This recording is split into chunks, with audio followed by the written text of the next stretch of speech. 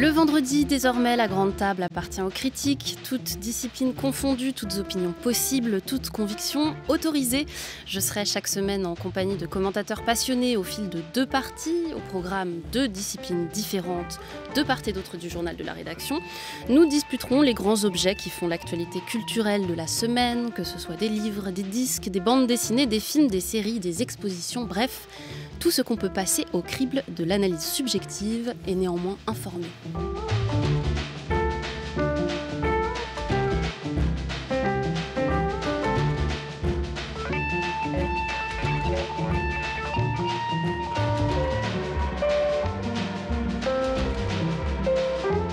La critique. Lucille Como. Aujourd'hui, sous les feux de la critique, des gilets jaunes, des papiers peints, une plage corse et bien sûr toujours, heureusement, la rédemption. À 13h, 2 disques seront sur nos platines, Corse, Île d'amour de Barbara Carlotti et Ascension de Sufjan Stevens. Mais pour l'heure, nous parlons de cinéma. Je suis en compagnie de Muriel Joudet, critique de cinéma aux Un Rock, entre autres, et Jérôme Momcilovic, critique de cinéma tout court, c'est bien tout aussi. Court, polyvalent. Voilà. Au programme, dans quelques instants, I'm Thinking of Ending Things de Charlie Kaufman, mais tout de suite, un film sorti en salle mercredi dernier, Un pays qui se tient sage, dont le titre résonne particulièrement en ces temps d'état d'urgence généralisé. Un pays qui se tient sage, c'est le détournement d'une phrase prononcée en décembre 2018 par un des policiers qui tenait en respect une classe de lycéens à Mantes-la-Jolie, genoux à terre et mains sur la nuque pendant plusieurs heures. Ça, c'est une classe qui se tient sage, avait commenté Matraque au poing, le gardien de la paix. David Dufresne, journaliste, écrivain et réalisateur, a commencé à la radio et dans la presse, puis il s'est tourné vers l'investigation au long cours, le récit et le documentaire. Depuis les années 90, il travaille en particulier sur la police et sur le maintien de l'ordre. Dès novembre 2018, il a collecté témoignages et vidéos de violences policières pendant les manifestations des Gilets jaunes. Un pays qui se tient sage est donc le prolongement cinématographique de ce travail. On en écoute tout de suite la bande-annonce. L'État détient le monopole de l'usage légitime de la violence. Max Weber. On est dans un jeu de juste mesure entre la violence et la légitimité de l'usage de cette violence. Où sont ces valeurs partagées aujourd'hui quand cette économie n'obéit plus à des principes d'humanité élémentaires? Eh bien, nous ne sommes pas dans le même camp, madame.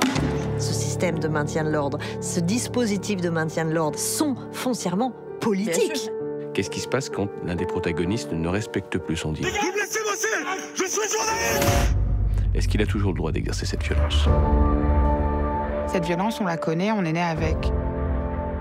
On a banalisé la violence. Nous servons la République. Est-ce qu'on vous laisse casser? Est-ce qu'on vous laisse saccager? Arrêtez! Ce qu'on peut appeler une police républicaine, c'est justement une police qui est au service du peuple et non pas au service de l'État. Le dispositif du documentaire est le suivant. David Dufresne montre sur un grand écran à divers interlocuteurs des vidéos amateurs prises pendant les manifestations et il les commente, souvent 2 par 2, tandis que lui reste hors champ. Parmi eux, des gilets jaunes, certains victimes des violences policières, des policiers, des philosophes, des sociologues, des historiens, des écrivains, des avocats, etc. Jérôme Momcilovic, honneur au nouveau. Je trouve, moi, il y a un truc qui me frappe, en tout cas, avant vraiment de creuser sur ce qu'est le film, c'est dans la position de ce film et l'existence même de ce film. Et d'ailleurs, Dufresne en parle beaucoup et très intelligemment, je trouve, dans les interviews. C'est une question qui reviendrait à se demander ce que peut le cinéma au-delà des images que lui-même a collectées. Et il dit en gros qu'il était nécessaire de sortir ces images-là du flux, du scrolling, Internet, etc., et de les inscrire dans une forme d'éternité, ou en tout cas un temps qui serait propre au cinéma. Théoriquement, je trouve qu'il a absolument raison. Et de ce point de vue-là, je trouve qu'il arrive à un truc assez triste et même dramatique au film, c'est d'être privé de son exposition à Cannes, qui certes, et alors évidemment Cannes c'est dérisoire et on ne fait pas la révolution à Cannes, il n'en reste pas moins que sur cette fonction-là disons de l'histoire du cinéma quand même, il y a quand même un phénomène d'inscription, je pense, qui aurait produit quelque chose de beaucoup plus fort que cette simple sortie, entre guillemets, sur les écrans français. Ceci dit, très très bon démarrage en salle apparemment, j'ai vu les chiffres ce matin. Bah ça, tant mieux. Insiste. Après, moi, ce qui me, justement, dans une interview qu'il a donnée au Monde cette semaine, il dit quelque chose. Donc justement, il dit que le cinéma servirait à inscrire quelque part, à solidifier un peu la fonction de ces images-là. Et en même temps, je trouve qu'il y a au cœur du film un constat, un peu malgré lui, mais parce que c'est comme ça, et qui est assez déprimant, c'est qu'au fond, pour moi, ces images-là, c'était déjà du cinéma. Et en fait, le travail absolument admirable qu'a fait Dufresne, c'est un travail de journaliste, c'est un travail de reporter qui part en quête d'indices, comme tous les reporters, sauf que les indices sont des images. À partir de là, son travail de collecte, c'est un travail de montage. Et le sens de ce montage-là, ce qui est quand même déprimant d'emblée, c'est que finalement, cette image-là, ce type-là de cinéma qui a vocation à révéler une vérité, à contrer les images fausses du pouvoir, son efficacité, son pouvoir est totalement perdu. Et pour moi, c'est le constat qui est au cœur du film. Il est perdu pourquoi ? Parce qu'on est dans un moment, on ne va pas revenir là-dessus, qu'on appelle l'ère de post-vérité, etc., où quand on produit ces images-là, on est face à un pouvoir qui peut se contenter, qui a compris qu'il suffisait de se contenter de dire non. Non, ça n'existe pas. Non, ça n'est pas vrai. Ce qui veut dire qu'il y a quand même, évidemment, c'est une violence absolument extrême, et le film l'évoque sans tout à fait l'évoquer, ce problème-là. Mais pour moi, le film, quand on regarde ce film-là, on est dans l'après. Donc on est dans quelque chose qui est, au fond, nécessairement mélancolique, d'une certaine manière. Et je trouve que même dans le dispositif du film lui-même, il y a quelque chose qui vient un petit peu confirmer ça, malheureusement. Muriel Joudet. Oui, je suis tout à fait d'accord avec Jérôme sur le côté triste, mélancolique et presque aveu d'échec que porte le film, mais presque entre les images, et où à la fin, avec ces cartons qui annoncent que des syndicats de police n'ont pas répondu à l'invitation de David Dufresne, etc. Et c'est vrai que je pense que ça aurait été extrêmement naïf et quasi insupportable de la part de Dufresne d'être encore dans ce temps de la révélation, de « ah là là ». Quand même, la police, c'est violente. Moi, j'aurais pas supporté ça. Il est dans un autre temps, beaucoup plus triste, mais quand même intéressant. Et j'ai beaucoup pensé à ce livre du journaliste Valentin Gendreau, qui a sorti ce livre aux éditions La Goutte d'Or, Flic. Et il a donc intégré un commissariat du 19e arrondissement pendant 2 ans et demi. Infiltré, oui, voilà. Il a fait un texte et il a écrit ce livre. On en a parlé pendant 3 jours. C'était un événement pendant 3 jours. Puis ça s'est dilué dans l'actualité, voilà, comme toujours. Et j'ai trouvé ça très, très... Je me suis dit, mais ce journaliste doit être en dépression. Enfin, il a laissé sa santé mentale et 2 ans de sa vie pour nous dire une énième fois que la police était violente. Donc on peut plus être dans ce temps de la révélation. Ça ne sert à rien. Les gens savent. Et face à ce savoir, il y a du déni, il y a de la colère. Et donc, où est Dufresne ? Dufresne est dans un temps de la parole. Moi, j'avais très peur justement de ce que j'appelle le cinéma de séance-débat. On voit beaucoup ça quand on est... surtout quand on est critique cinéma, c'est que chaque semaine, il y a des films programmés pour être des séances débat. Donc on projette le film, le réalisateur vient ou la réalisatrice et on en parle et on prêche des convaincus le plus souvent. Et donc ça peut être des documentaires sur la permaculture, sur les gilets jaunes, sur l'écologie, sur le fait qu'il faut ralentir, blablabla. Bon, c'est très bien, mais ça n'est pas du cinéma. Et moi, ce qui m'énerve beaucoup, et en fait, je me suis rendu compte que j'avais essayé de défendre à l'époque le dernier Ruffin dans ma tête, en me disant bon, quand même, c'est Ruffin, on l'aime bien. Mais non, c'est aussi un travail sur les gilets jaunes. Voilà, mais ce qui m'avait énervé, en fait, quand j'ai vu le Dufresne, j'ai compris qu'en fait, le Ruffin était très énervant parce qu'il nous disait, nous, on est tellement omnibulés par notre cause, on est tellement de gauche, on est tellement politisés que la forme, on s'en fout. Et on va vous balancer des images et on va pas penser notre forme parce que la forme, c'est en gros pour la bourgeoisie. Alors, je vais très vite, mais c'est un peu ça l'idée. Nous, on est des pauvres, donc la forme, on s'en fiche. Et la vertu du Dufresne, c'est que je sais pas s'il trouve sa forme, mais il la cherche éperdument tout le temps par plein d'effets que j'ai notés, que ce soit le fait que les noms des intervenants n'interviennent qu'à la fin. Donc il y a vraiment pas de cartel, ils sont pas cités en tant que Fabien Jobard, sociologue. Voilà. Tout ça arrive à la fin au générique. Donc il y a un principe d'égalité, d'horizontalité qui cherche à travers... c'est un horizon, hein, il n'y arrive pas forcément, mais en fait cette idée que aussi, puisqu'il filme tous les entretiens en caméra portée, c'est très léger, mais c'est vraiment, on le voit, c'est l'idée qu'en fait, un propos de sociologue ou des images de gilets jaunes au smartphone, c'est du terrain. Et donc le terrain, comme on le filme en caméra portée. Et ça, je trouve que ça vient casser le dispositif du image d'archive, intervenant qui parle, image d'archive, intervenant qui parle. Il se coltine la forme et rien que ça, c'est déjà quelque chose, c'est déjà un film. Oui, vous parliez du montage, Jérôme Momcilovic. Le fait de mettre tout de même ces images-là en grand écran, pour les interlocuteurs qui sont en face de lui, mais aussi pour nous, spectateurs, ça produit quand même une violence sur le spectateur qui est particulière. Moi, je me souviens avoir eu accès à ces vidéos-là, notamment une vidéo, par exemple, qui a été prise dans un Burger King, qui est d'une violence immense et qui est très longue, où les policiers rentrent dans un Burger King, donc un restaurant de fast-food sur les Champs-Élysées à Paris, et tirent de force des manifestants adolescents qui ont trouvé refuge à l'intérieur. Cette vidéo-là, je ne l'ai jamais vue en entier parce que j'arrivais pas à la regarder en entier. Là, on se la prend non seulement en grand écran, mais aussi avec le son, parce qu'on peut aussi parler du travail du son, qui à la fois la légitime en tant qu'image, historicisée possiblement, mais aussi en tant qu'effet sur le spectateur immédiat, Jérôme Momcilovic. Oui, et en même temps, il y a quand même dans le dispositif que décrivait justement Muriel, et je suis tout à fait d'accord avec elle pour dire qu'il y a une intention qui est très très louable ici. Il ne faut pas oublier quand même la présence justement de ces autres corps, c'est-à-dire les corps des intervenants. Et je dis bien les corps parce qu'ils sont pris littéralement dans ces images. C'est-à-dire, moi, le sentiment très mélancolique qu'a suscité le film chez moi, que j'évoquais tout à l'heure, vient aussi de là. C'est-à-dire qu'on a l'impression, et je me sens loin d'eux en fait. C'est peut-être le reproche que je ferai au film quand même, c'est que je me sens assez loin d'eux. Et la question des synthés, parce que vous parliez tout à l'heure des cartels, etc. Je pense que vraiment le mot juste c'est synthé, parce que c'est un mot de télé. Et c'est très précisément ce que voulait fuir Dufresne. C'est-à-dire ne surtout pas avoir l'air d'emprunter à la télévision ces dispositifs qui, maintenant, presque par nature, sont là pour censurer ces images-là. Je ne suis pas sûr que ce soit... Je comprends l'idée théoriquement, je ne suis pas sûr que ce soit une si bonne idée parce que finalement, il y a... Encore une fois, moi, je sens tout ça assez loin de moi en tant que spectateur, pas de moi en tant qu'individu politique et sensible à tout ça, mais dans la mesure où on les voit donc tous, en quelque sorte, noyés dans ces images, qui finalement, qui sont presque traitées comme une sorte de toile de fond tragique de l'époque, mais qui, encore une fois, auraient été dévitalisées, auraient été privées de leur effet par une forme de cynisme contemporain qui est quand même totalement effrayant. C'est que finalement, encore une fois, si on se repenche un peu sur l'histoire des images politiques, des images militantes, c'est que le pouvoir aujourd'hui a repris à son compte, d'une manière effroyablement cynique, ce qui avait été l'élan de ces images politiques-là, c'est-à-dire de jeter un soupçon sur les images officielles, sur les images que tout le monde voit à la télévision. Et c'est exactement cette rhétorique, finalement, que s'est approprié le pouvoir. Et du coup, moi, le fait de ne pas nommer ces spécialistes, qui sont quand même tous à peu près d'accord, et ça, on ne peut pas le reprocher à Dufresne, je trouve que la question du qui parle, même si je comprends qu'il ait voulu éviter les réflexes de la télé, je trouve que, voilà, moi, je me sens loin en tant que spectateur de ça, et j'ai l'impression de voir des gens en train de discuter dans une sorte de cimetière d'images, finalement, qui sont mortes dans leur efficacité politique. Et encore une fois, alors c'est peut-être une question de sensibilité, mais je suis surtout frappé par cette mélancolie-là, moi, devant le film. Muriel Joudet, un dernier mot. Et ce qui est mélancolique, c'est qu'en fait, c'est qui doit parler, c'est qui doit justifier, c'est les dominés. Vous voyez, en face, on a un silence. Ceux qui ont les détenteurs de la force, qu'est-ce qu'ils ont ? Ils ont le silence. Ils n'ont pas besoin d'en parler. Moi, je me suis retrouvée à une séance débat, comme par hasard. Et je me suis dit, mais c'est dingue, ça réagissait pendant le film, ça réagissait après. Dans le film, ça parlait énormément. Et je me suis dit, c'est ça qui est triste, cette logorée-là qui se cogne contre un mur, qui se cogne contre des Robocop, comme appellent un gilet jaune appelle comme ça les polices du CRS.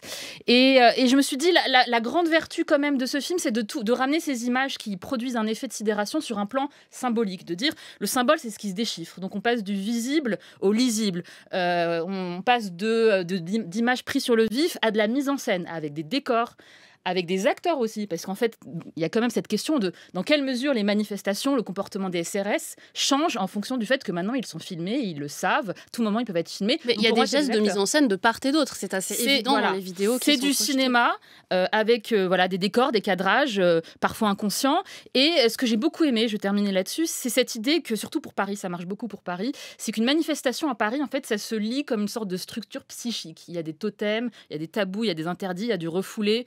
Il y a quand on ne veut pas, par exemple, s'en prendre à un Monoprix, parce que il y a des caissiers qui sont exploités, mais on va s'en prendre à une agence immobilière.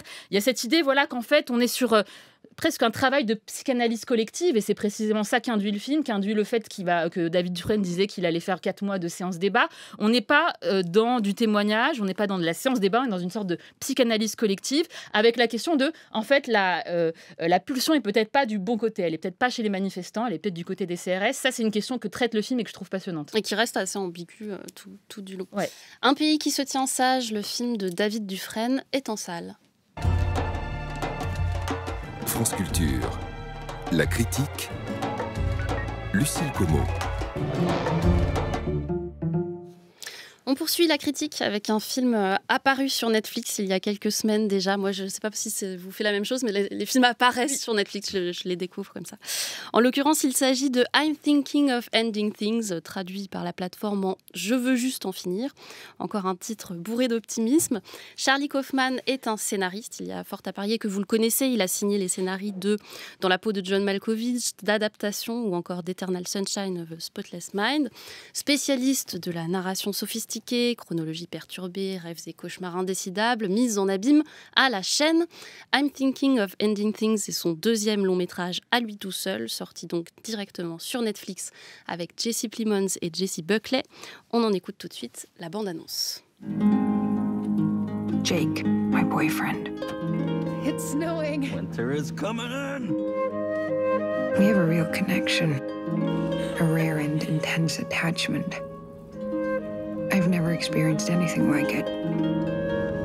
I'm thinking of ending things. Huh? What? Did you say something? I don't think so. Weird. I'm visiting Jake's parents for the first time. He hasn't been my boyfriend for very long. They really are looking forward to meeting you. Excuse me? You don't have to go. I don't have to go where? Forward. People like to think of themselves as points moving through time. But I think it's the opposite. We're stationary, and time passes through us, blowing like cold wind.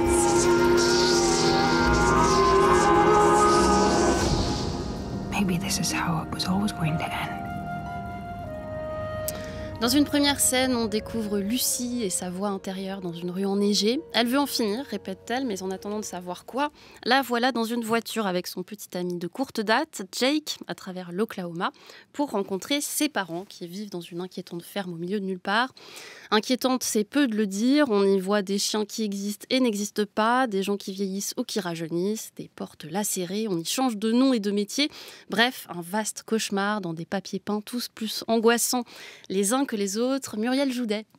Oui, alors vous m'avez évité de présenter Charlie Kaufman, parce que c'est vrai que c'était un peu le scénariste à la mode dans les années 2000 et qui, de fait, en 2020, paraît un peu démodé. Moi, j'ai pas un souvenir brûlant de ces films, et c'est surtout une écriture extrêmement visible. Je pense qu'aujourd'hui, le pendant, ce serait un peu Aaron Sorkin, voilà, le grand cinéaste de notre décennie. Et donc, une écriture qui se regarde écrire, un scénariste qui se met en scène aussi, il me semble, dans Adaptation. Oui, tout à fait, qui s'appelle Charlie Kaufman. Voilà. Le héros s'appelle comme ça, c'est clair. Et donc, j'ai eu très peur, moi, au début, parce que, en fait, j'ai regardé ce film pour le titre, parce que je le trouvais beau, et puis je sais pas, il y avait un truc, je me suis dit... Le papier peint aussi, je suis sûre. Le papier peint, mais c'est... Il y a quelque chose d'horrifique dès le début, on se dit, mais est-ce que c'est Amélie Poulain 2020 ? Est-ce que, par ailleurs, il faut préciser que c'est un film indépendant racheté par Netflix. C'est très important, parce que pour moi, on est vraiment dans une sorte de Sundance-rie, c'est-à-dire un film indépendant, comme ça, estampillé Sundance, ce festival du cinéma indépendant aux États-Unis, avec des personnages un peu mignons et bizarres, une famille un peu bizarre mais mignonne, enfin, vraiment dans ces codes-là. Et pour moi, Kaufman, donc, qui a cette écriture extrêmement cérébrale, extrêmement visible, extrêmement postmoderne, a d'un seul coup trouvé son sujet. Et son sujet, qu'est-ce que c'est ? C'est le film indépendant comme cauchemar, d'une part. Et c'est aussi la normalité, finalement, comme cauchemar, parce qu'il y a très peu d'enjeux dans le film. On a quand même 1 heure de trajet en voiture, avec au milieu... un dîner. Voilà, un dîner. D'ailleurs, en écoutant la bande-annonce, je me suis rendu compte qu'il y avait beaucoup de références, enfin que c'est une référence au Magicien d'Oz, ce film.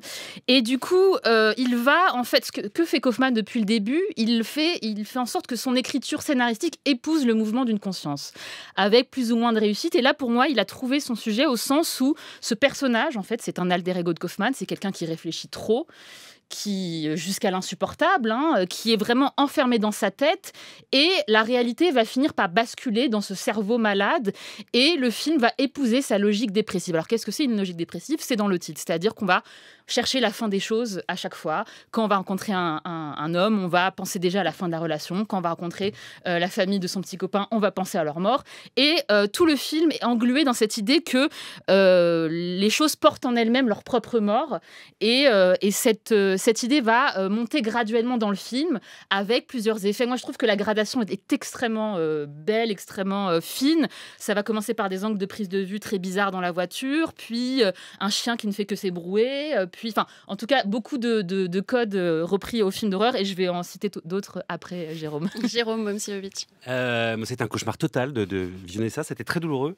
Mais alors, douloureux dans le bon sens du terme ou pas ? Alors, j'ai cru, je crois que j'ai voulu donner sa chance un petit peu au film, parce qu'il y a quelque chose qui me... Dans ce très long trajet en voiture, il m'a semblé à un moment qu'il se passait quelque chose. En gros, quand vous disiez, Muriel, qu'il voulait finir filmer des flux, enfin écrire sur des flux de conscience, et c'est bien de faire le distinguo parce qu'il veut pas les filmer justement, et c'est ce qui ferait toute la différence entre lui et son modèle évident qui est René. Voilà, c'est-à-dire qu'il a toujours voulu faire du René. Là, il fait du René, mais de manière très explicite, hein, quand même, entre la neige qui tombe. Bon, on peut aller chercher René à peu près où on veut dans son œuvre. La différence, c'est que cette idée de filmer des flux de conscience, des flux de mémoire, etc., c'était une question de cinéma pour René. C'est-à-dire c'est une question de mise en scène. Pour lui, c'est uniquement une question de scénario. À partir de là, je trouve que quand on revendique à ce point-là de perdre le spectateur dans les méandres d'un esprit, etc., il faut quand même que cette perdition-là devienne un lieu, d'une manière ou d'une autre. Parce que tout ce que peut faire le cinéma, c'est nous donner des lieux à habiter. Donc il faut qu'on puisse habiter quelque chose. Et face aux premières images dans la voiture, par le fait que ça dure, par le fait que c'est explicitement ennuyeux, il me semblait que quelque chose fonctionnait tout simplement par le fait d'un effet miroir. C'est qu'en fait, on est face à des personnages qui sont exactement dans la même situation, dans la même position. Là, il y a quand même de la mise en scène, pour le coup, dans ces scènes de voiture qui, à mon avis, sont les meilleures, en effet. Ces très longues séquences de voiture. Pour moi, non. Justement, pour moi, non. C'est-à-dire qu'il y a quelque chose qui, au fond, est l'inverse de la mise en scène, c'est qu'il y a une atmosphère. Et c'est tout ce qu'il est capable de produire. C'est-à-dire que cette espèce d'écheveau, qui est un écheveau purement narratif, en gros, si vous voulez, René, c'est ce que disait Deleuze, je crois, à peu près de René. À propos de René, il disait que c'est quelqu'un qui voulait faire des films cerveau, des films qui fonctionnent comme un cerveau. Kaufman ne veut pas faire des films cerveau, il veut nous faire rentrer dans son cerveau à lui. Moi, l'effet que me fait le film, et là où ça m'est très pénible, c'est que j'ai vraiment l'impression d'une espèce d'ivrogne très névropathe qui vient me chuchoter très très fort à l'oreille toutes ses révélations métaphysiques, tout son vertige névrotique. Non seulement j'en ai absolument rien à foutre, et puis surtout ça me met, ça semble enfermé dans la tête de Charlie Kaufman quand même. Donc il y a quand même pour moi un truc d'endurance pour le spectateur qui est intenable, quoi. Muriel Joudet, en fait, on a l'impression que vous aimez le film, mais vous en voulez un peu de l'aimer. Enfin, non, c'est pas ça. C'est que pour moi, j'ai l'impression que Charlie Kaufman, quand il filme cette Lucie, il n'a pas l'impression qu'elle dit des choses. Son intelligence, sa cérébralité sont justement un peu ridicules. Il la regarde que justement, c'est un cerveau malade qui pue le renfermer, comme la maison, tout pue le renfermer. La laideur participe pour moi du film d'horreur et d'épouvante. Et je pense que c'est pas pour rien qu'il prend Toni Collette, qui était la mère dans Hérédité de Ari Aster. Pour moi, il y a vraiment cette idée que tout pue le renfermer. Là, je suis tout à fait d'accord. Et c'est ça qui m'a vraiment... Moi, j'ai eu vraiment des rires nerveux. Je l'ai vu 2 fois. La deuxième fois, je me suis dit, ah là là, on est entre la gêne, la laideur et quelque chose d'extrêmement juste sur le fait, en fait, que ça coince, que ça fonctionne pas. Et en même temps, je trouve ça profondément virtuose, cette idée qui se regarde être trop intelligent, que c'est un film sur ça, et que c'est un film sur aussi le fait qu'être trop intelligent, c'est un peu banal, c'est un peu normal. Et moi, j'ai commencé un peu à switcher quand le pull de Lucie commence à changer de couleur. Il y a comme ça des effets très ténus qu'on voit pas trop. On voit donc le chien qui arrête pas de s'ébrouer, le repas de famille qui est énorme et que personne ne touche. On se dit, mais pourquoi ils sont pas en train de manger? Mais parce qu'en fait, tout est interchangeable. En fait, c'est ça, c'est que tout est décor, tout peut se changer, les gens peuvent vieillir, les gens peuvent changer de tenue parce que finalement tout égale à tout. Oui. Et cette idée, je l'aime beaucoup. Au-delà de ça, je pense que le film travaille 2 choses, à la fois une complexité kaufmanienne et quelque chose d'une sorte de simplicité pure qui passe par le fait que, et moi c'est vraiment là où j'ai été très émue, c'est qu'on a quand même 1 heure et demie de discussion entre un homme et une femme dans une voiture. Il se coltine ces dialogues, il n'essaye pas de se trouver des faux fuyants, il écrit. Parfois ça marche, parfois ça marche pas. Moi, je trouve que les dialogues sont à peu près virtuoses avec ce qu'ils ont de complaisance, de vantardise et tout. Mais ils scoltinent ce truc très adulte qui n'existe plus dans le cinéma américain, oui, pour moi aujourd'hui. Mais justement, moi, là où je suis pas du tout d'accord, c'est que, en gros, je comprends ce que vous dites là, que ça serait à mettre à son actif, finalement, ce serait presque une forme d'humilité de constater, encore une fois, lui-même qu'on est dans son cerveau, que ça sent l'enfermer, etc., etc. Pour moi, c'est vraiment le contraire, c'est-à-dire que c'est vraiment un des signes absolus de sa cuistrerie et d'un truc très très pingre dans son imaginaire. Et il le met beaucoup en scène, la cuistrerie. Mais justement, il y a des références au cinéma en permanence. C'est quelqu'un qui, si vous voulez, est tellement conscient de lui-même, et c'est un drame névrotique, que du coup, à chaque fois qu'il va aller vers ce qui pourrait être un cliché, non mais attends, justement, ce qui pourrait être un cliché, il faut absolument qu'il le désigne ensuite comme cliché. C'est-à-dire qu'il se montre lui, et ça je trouve ça extrêmement vaniteux, extrêmement égocentrique, il faut absolument qu'il rappelle au spectateur que lui-même n'est pas dupe de ses propres problèmes de cinéaste. Et c'est là où je trouve ça très pingre, c'est que ça a toujours été ça dans ses films ou même dans ses scénarios, c'est qu'à chaque fois qu'il donne quelque chose au spectateur, il le reprend aussitôt, sous couvert de faire œuvre postmoderne, etc., etc. Mais pour moi, c'est d'abord quelque chose qui est... Vous voyez, la cuistrerie dont je parle, c'est quand même que le type, la semaine de la sortie de son film, a un article, je crois que c'est dans IndieWire, dont le titre, c'est une interview, dans l'exergue, et Charlie Kaufman va vous expliquer son film. Moi, je dis ça, j'ai envie de lui dire, mais non, rentre chez toi, le film est fini, tu l'as fait, il est en salle, on est vraiment dans le syndrome Christopher Nolan, on parlait de Tenet. Ah, mais pour moi, c'est bien pire, parce que c'est beaucoup plus vaniteux. C'est-à-dire que moi, Nolan, il y a quelque chose, alors c'est très ténu, mais il y a quelque chose qui relève un petit peu de ce qui manque à Charlie Kaufman, et c'est quelque chose qui aurait à voir avec l'enfance du cinéma. Et ce qui fait que ces seuls accomplissements pour moi, typiquement c'est Eternal Sunshine of the Spotless Mind et au moins une partie du premier avec Spike Jonze, Malkovich, parce que il y a quelque chose qui vient contrer justement tous les problèmes de Kaufman et qui est une forme d'innocence. Vous voyez, quand on parlait de René, par exemple, puisque lui se revendique beaucoup de René, à l'évidence, c'est très compliqué de dire quel était le thème de René. Si on cherche un peu, on va dire le temps, on va dire la mort. Mais en fait, on va dire des choses qui ne concernent que la mise en scène chez lui, parce qu'il n'avait pas de thème, parce que son thème, c'était le cinéma. Charlie Kaufman, le drame, c'est qu'il a un thème, et le drame absolument dramatique, c'est que ce thème, c'est lui. Mais c'est aussi beaucoup le cinéma. C'est beaucoup un film sur le cinéma qui fait du mal. Justement, c'est de la tapisserie pour faire cinéma par-dessus quelque chose qui n'est que du scénario. Non, moi j'ai vraiment vécu le film comme une sorte de crise d'angoisse cinématographique et je trouve qu'il arrive à le tenir. Voilà, bah, en fait on est d'accord. Après là où moi j'aime pas du tout la fin, je trouve que là il se regarde, enfin vraiment les dernières minutes, j'aime beaucoup la danse, la chorégraphie qui vient raconter en fait une sorte d'histoire d'amour réussie où en fait on se passe de mots, on se passe de cérébralité, on fait que danser parce qu'en fait ce qui est horrible c'est d'être trop intelligent et d'être tout le temps enfermé dans son cerveau comme cette héroïne à laquelle je m'identifie beaucoup. Et la toute fin pour moi, voilà, il se regarde écrire et c'est vrai que je pense qu'on peut se rejoindre avec Jérôme, c'est que cet homme va mal, quoi, et son film va mal aussi, et le titre, c'est lui qui le... Je sais pas, il y a quelque chose que je trouve très beau, et qui est vraiment, au-delà de la complexité, pour moi, c'est un film extrêmement pur, en fait. Et cette discussion dans la voiture sous la neige, moi, c'est aussi bête que ça vient vraiment assouvir une soif juste de dialogue, en fait. Quelqu'un qui écrit, qui se coltine des dialogues, et qui... Voilà, un homme, une femme dans une voiture, c'est... Très sincèrement, si je pouvais résumer mon amour du film, ça pourrait être juste ça. Et aussi cette actrice, Jessie Plemons, qui est à la fois entre l'insupportable et le génial. Exactement, je pense, comme Kaufman. Et qui est pour moi l'un des plus beaux personnages féminins de l'année, qui n'a pas eu beaucoup de films, donc c'est un peu facile, mais qui est vraiment un personnage... qui existe vraiment, c'est aussi une actrice qui... Je pense que le film lui doit beaucoup aussi, mais... Et en même temps, elle est révélatrice, pardon, je me permets de vous couper, mais elle est révélatrice parce que, effectivement, elle est très bonne, mais elle est très bonne sur un registre très technique et très théâtral à l'américaine, et pour moi, elle révèle aussi ce que le film ne pas s'empêcher d'être, au sens où il ne peut pas être plus que ça, c'est-à-dire du théâtre, et absolument pas du cinéma, pour moi. Dernier mot, Muriel. Non, bon, justement, il faut le dire que c'est l'adaptation d'un roman. Et alors, pour le coup, moi, je me suis dit, est-ce que c'est du théâtre ? Je ne trouve pas du tout. Je pense qu'on est vraiment vraiment enfermé dans un... Alors, pas dans un cerveau, comme chez Raymond, dans un cerveau malade. Et cette distinction me paraît très importante. Et le nom d'actrice, c'est Jessie Buckley, parce que Jessie Plemons, qui a le même prénom, ce qui est quand même assez singulier quand on voit le film, c'est l'homme. Il est très bon. Exactement. I'm Thinking of Ending Things, titre français, je veux juste en finir, est disponible sur Netflix.